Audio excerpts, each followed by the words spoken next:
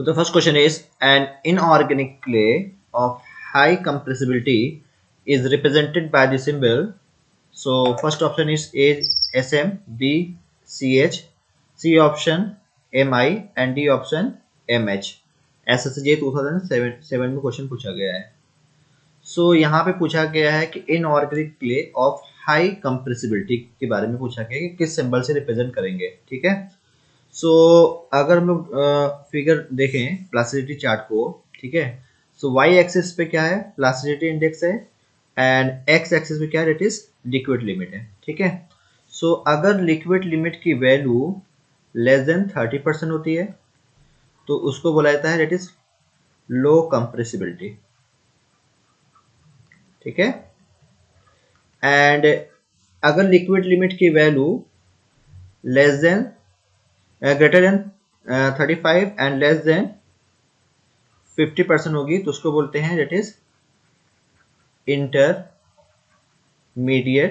Compressibility. And liquid limit की value greater than 50% होगी तो ये क्या होगा, इट इज हाई कंप्रेसिबिलिटी होगी. ठीक है.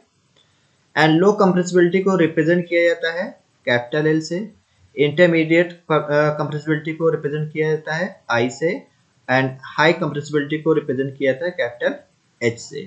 ठीक है. तो यहाँ पे हाई कंप्रेसिबिलिटी की बात हो रहा है तो अब हमारे पास ऑप्शन क्या है, एक है हमारे पास सी एच होगा और एच आ रहा है इसमें और एक एम एच होगा. अब इन दोनों में से करेक्ट ऑप्शन कौन सा हो सकता है. ठीक है. तो याद रखिएगा सैंड को रिप्रेजेंट किया जाता है सिंबल, अगर हम यहाँ पे लिख दें यहाँ पे सॉइल एंड यहाँ पे सिंबल लिख दें. ठीक है. सो सैंड को रिप्रेजेंट किया जाता है इस कैपिटल एस से, क्ले को रिप्रेजेंट किया जाता है इस कैपिटल सी से, ग्रेवल को रिप्रेजेंट किया जाता है कैपिटल जी से, एंड सिल को रिप्रेजेंट किया जाता है कैपिटल एम से. ठीक है. तो clay inorganic clay of high compressibility, तो क्ले को किससे रिप्रेजेंट किया जाता है, कैपिटल सी से, एंड हाई कंप्रेसिबिलिटी हो गई तो इट इज क्या होगा, सिंबल सी एच. तो करेक्ट ऑप्शन क्या होगा, ऑप्शन जो बी होगा वो करेक्ट होगा, it is C H.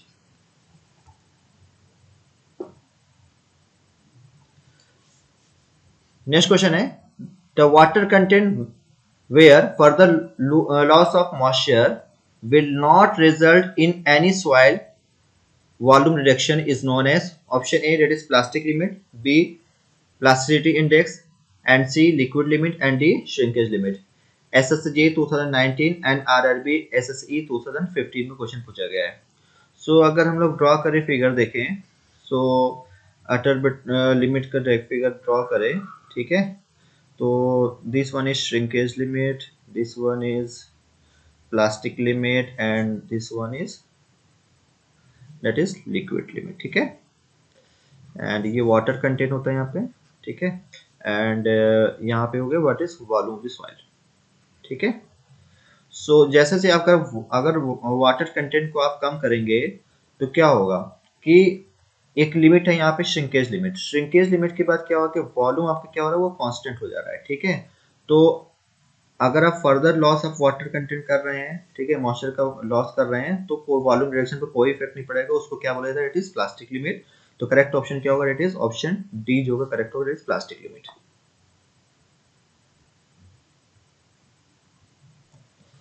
Next question है, a sand deposit is equal to 0.67, capital G equal to 2.67, is 5 metre thick.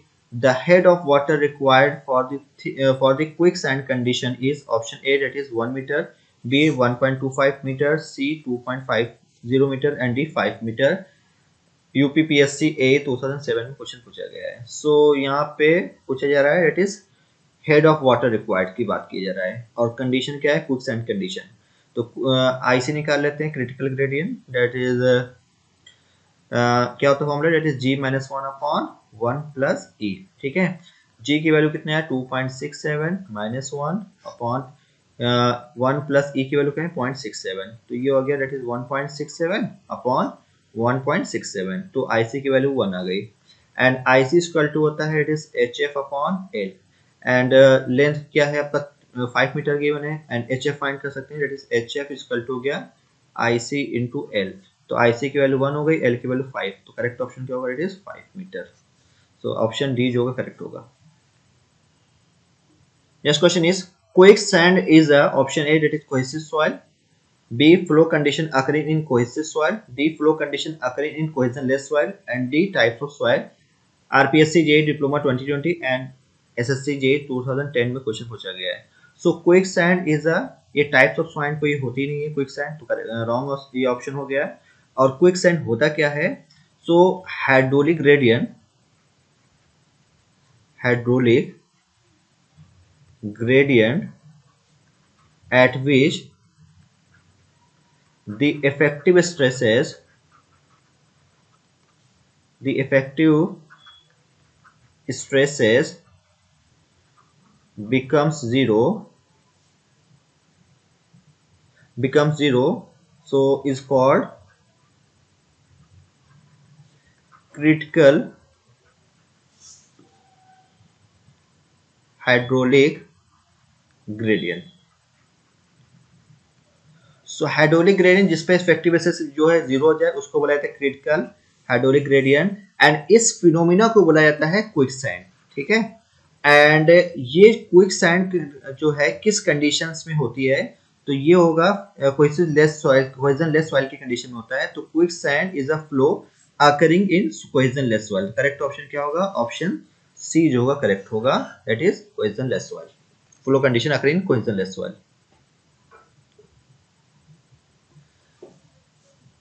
Next question है the relationship between the discharge velocity and the seepage velocity Vs is option A that is Vs upon Vs is equal to V upon N, Vs equal to V upon E, Vs equal to Vn and Vs equal to Ve।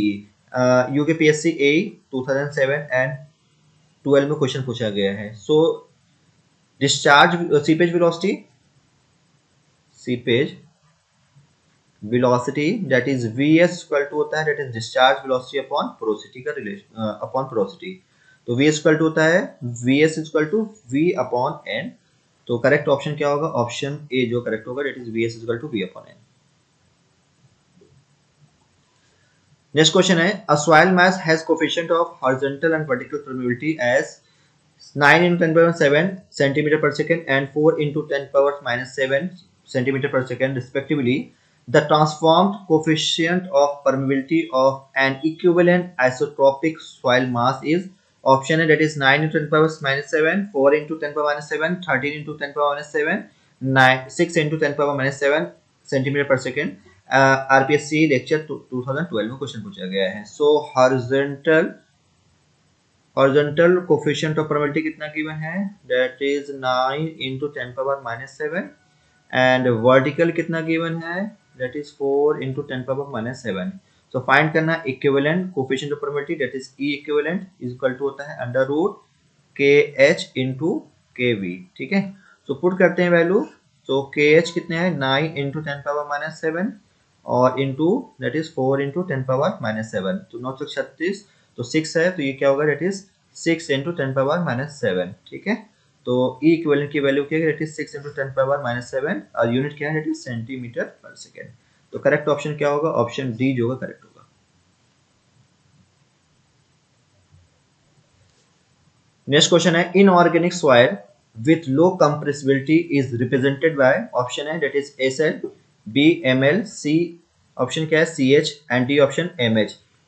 RPSC J degree 2020 and RRB J 2015 में question पूछा गया है। ठीक है, सो low compressibility को represent करते हैं L से, पहले तो ये हो गया। ठीक है, तो यहाँ पे क्या होगा, करेक्ट ऑप्शन क्या हो सकता है, इन दोनों, ये तो हो नहीं सकता, ये हो नहीं सकता क्योंकि हाई H हाई होता है, तो यहाँ हो नहीं सकता। तो ऑप्शन क्या होगा, ए और बी में से कोई हो सकता है। ठीक है, तो अगर देखें प्लास्टिसिटी चार्ट, अगर देखें तो इस चार्ट में अगर आप सही से देखें तो यहाँ पे है ए लाइन, और ए लाइन के नीचे जो है एम क्या रिप्रेजेंट करता है, सिल्ट। तो सिल्ट और ओ क्या है, ऑर्गेनिक सॉइल। तो यहाँ पे सिल्ट और ऑर्गेनिक होता है ए लाइन के नीचे। ठीक है, ए लाइन के ऊपर क्या है, डेट इज सी है, तो सी क्या है, क्ले है, तो क्ले होगा। ठीक है, यहाँ पे क्ले दिख रहा है, बट इस तो लो कंप्रेसिबिलिटी किसके केस में होगा, तो एम क्या है, डेट इज सिल्ट है, और एक एल क्या है, that is low compressibility represent कर रहा है। ठीक है, और एसएल किसी कंडीशन में नहीं होता है। ठीक है, क्योंकि फिगर आप देख रहे हैं, इस फिगर में कहीं पे एसएल नहीं होता है। तो सैंड ऑफ लो कंप्रेसिबिलिटी कभी होगा ही नहीं, तो करेक्ट ऑप्शन क्या होगा, ऑप्शन जो है बी करेक्ट होगा, दैट इज ML। ठीक है, that is correct option is option B is correct.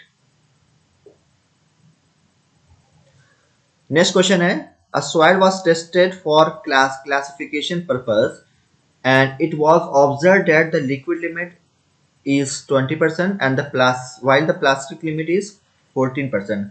The group symbol for this soil would be option A MO and OI, CI, CL and CL-ML, LMR, LMRC A 2017 में question पूछा गया है। So liquid limit given है 20% and the plastic limit that is IP given है 14%, sorry plastic limit sorry WP given है that is 14%। ठीक है, सो यहाँ पे क्या है कि अगर लिक्विड लिमिट की वैल्यू, ठीक है, लेस देन 35 होती है, ठीक है, तो ये क्या होगा, लो कंप्रेसिबिलिटी में आएगा। ठीक है, तो यहाँ पे हमको पता चलेगा लेकिन लो कंप्रेसिबिलिटी होगा। ठीक है, तो अगर ऑप्शन से देखें तो हमको पता चल रहा है कि लो की बात हो रही है क्योंकि 30%, ठीक है, तो हमको एक आइडिया लग जा रहा है कि कोई सी और डी में से हो सकता है, बट और आगे देखते हैं फर्दर। ठीक है, इसके बाद अगर हम लोग देखें प्लास्टिक लिमिट गिवन है, लिक्विड लिमिट गिवन है। ठीक है, तो हम लोग अगर प्लास्टिसिटी इंडेक्स निकालें तो क्या होता है, plasticity index that is WL minus WP, तो ये क्या हो गया 20 माइनस 14, ये हो गया अगर इट इज 6%, तो IP की वैल्यू होगा इट इज 6%। ठीक है, एक तो ये हमको एक इस कंडीशन, एक ये हमने दो चीज देख लिया। ठीक है, अब देखते हैं प्लास्टिसिटी चार्ट देखते हैं। ठीक है, तो याद रखिएगा कि एक तो ये हो गया कि लेस देन 35 है, तो ये किस में होगा, लो कंप्रेसिबिलिटी में आएगा। ठीक है, अब बात आती है सिल्ट होगा या क्ले होगा। ठीक है, क्योंकि ए लाइन है, ऊपर भी देख सकते हैं नीचे भी। ठीक है, तो यहाँ पे प्लास्टिसिटी इंडेक्स है, तो अगर देखें कि अगर प्लास्टिसिटी इंडेक्स IP की वैल्यू 4 से कम है तो क्या होगा, M क्या रिप्रेजेंट करता है, दैट इज सिल्ट, तो सिल्ट होगा, और 7 से ऊपर है तो क्या होगा, क्ले होगा। ठीक है, तो अगर प्लास्टिसिटी इंडेक्स की वैल्यू 7 से ज़्यादा है तो क्या होगा, सी मतलब कि क्ले होगा, और अगर प्लास्टिसिटी इंडेक्स की वैल्यू, ठीक है, लेस देन 4 है तो यह होगा सिल्ट होगा। ठीक है, एक तो ये, और अगर 4 और 7 के बीच में है तो CL और ML, मतलब कि अगर 4 और 7 के बीच में अगर है प्लास्टिक इंडेक्स की वैल्यू तो वो क्ले भी है और वो सिल्ट भी है। ठीक है, तो यहाँ पे हमारे क्या है कि IP की वैल्यू आ रही 6%, इट मीन्स कि वो क्ले भी होगा और सिल्ट भी होगा। तो क्ले को रिप्रेजेंट करते हैं C से और सिल्ट को रिप्रेजेंट करते हैं इट इज M से, और इससे हमको पता चलेगा कि लिक्विड लिमिट की वैल्यू 35 से कम है क्योंकि 20% गिवन है तो लो होगा, तो दैट इज क्या होगा CL और ML। तो करेक्ट ऑप्शन क्या होगा, ऑप्शन डी जो होगा करेक्ट होगा।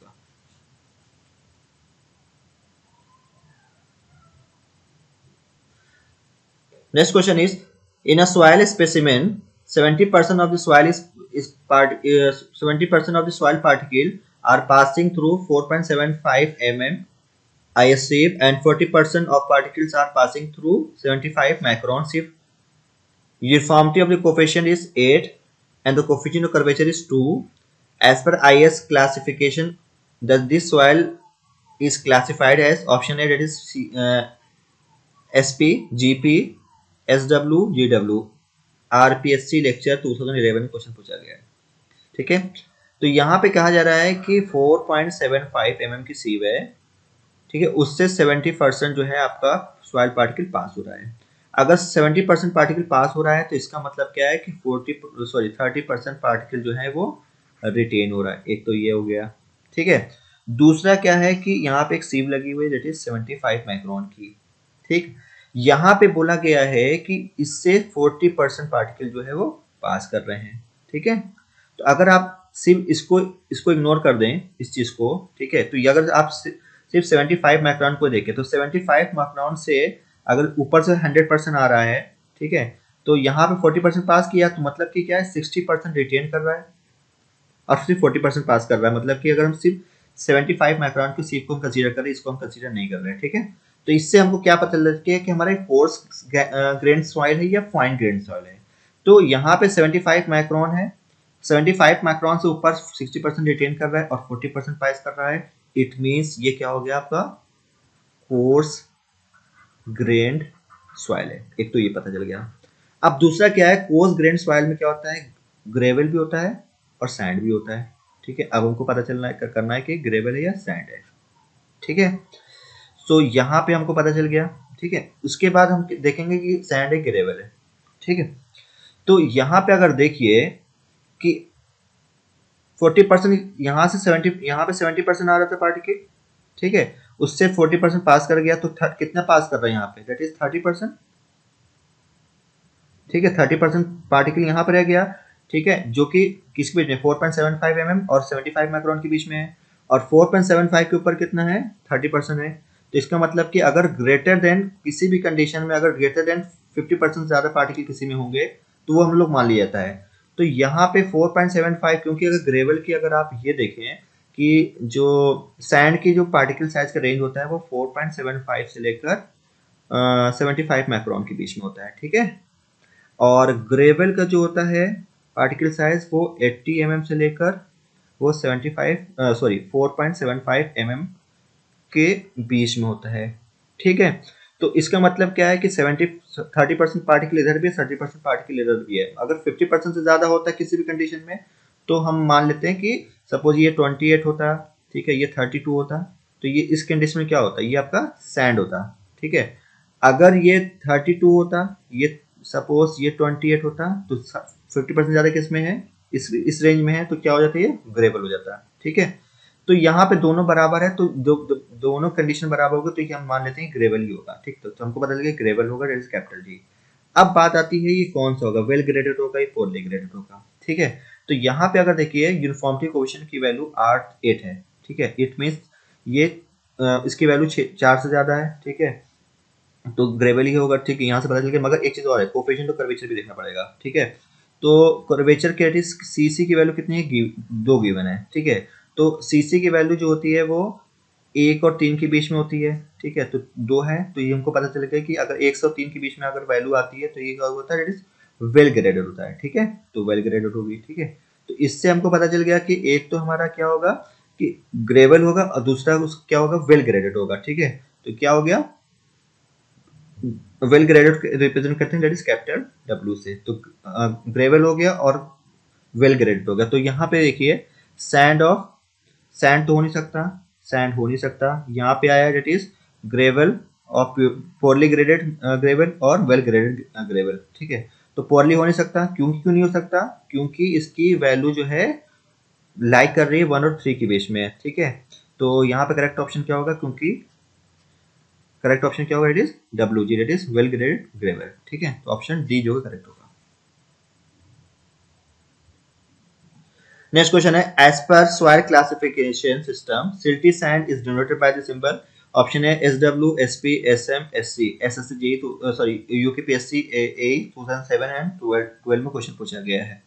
तो सिल्टी सैंड, तो सिल्ट को रिप्रेजेंट करते हैं एम से और सैंड को रिप्रेजेंट एस से, मगर सिल्टी कह रहा है वाई लगा हुआ, सिल्टी की बात कर मतलब इसकी परसेंटेज जो है बहुत कम है सिल्ट की। तो क्या होगा, अब देखिए यहाँ पे देखते हैं, एस एस डब्ल्यू क्या है, that is well graded sand. ठीक है, वेल ग्रेडेड है sand. S P that is poorly graded sand. ठीक है, ये एस सी क्या है, दैट इज क्ले सैंड है, और एम क्या है, दैट इज सैंडी सॉइल। तो एम क्या है, सैंड है, सिल्ट के कंडीशन होता है, और एस सैंड है। तो सिल्टी सैंड का सिंबल क्या होगा, that is S M. Correct option क्या होगा, ऑप्शन सी जो होगा करेक्ट होगा। Thank you.